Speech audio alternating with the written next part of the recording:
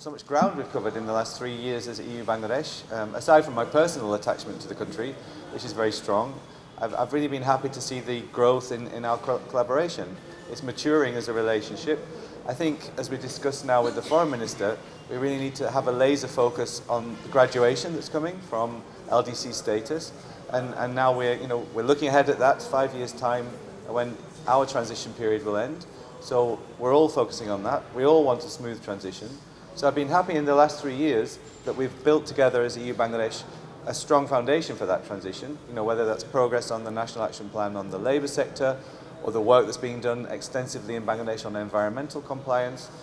But relationships matter, and this relationship really matters a lot, and that's reflected in the decision to negotiate a new partnership agreement, so we've also talked about that.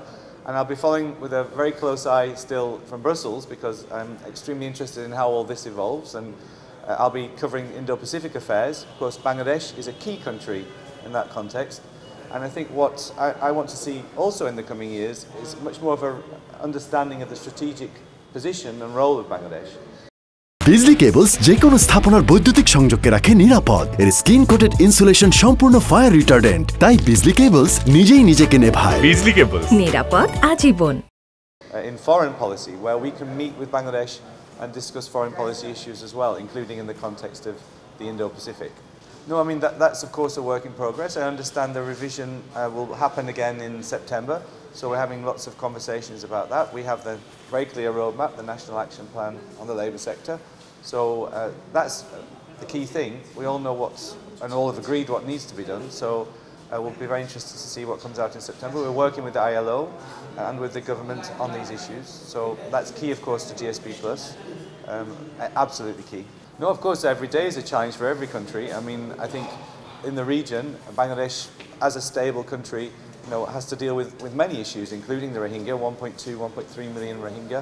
Of course, on the other side of the border, a very uncertain situation, a very volatile situation.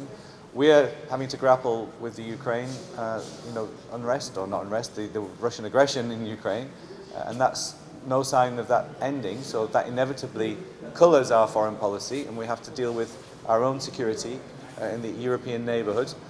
So we'll have new leadership in Europe, as you know, including a new High Representative. So that laser focus for us will be important, but we look to friends like Bangladesh to work on those issues with us as far as it's possible, and that's certainly been the case in my tenure, that we have been able to work on some key foreign policy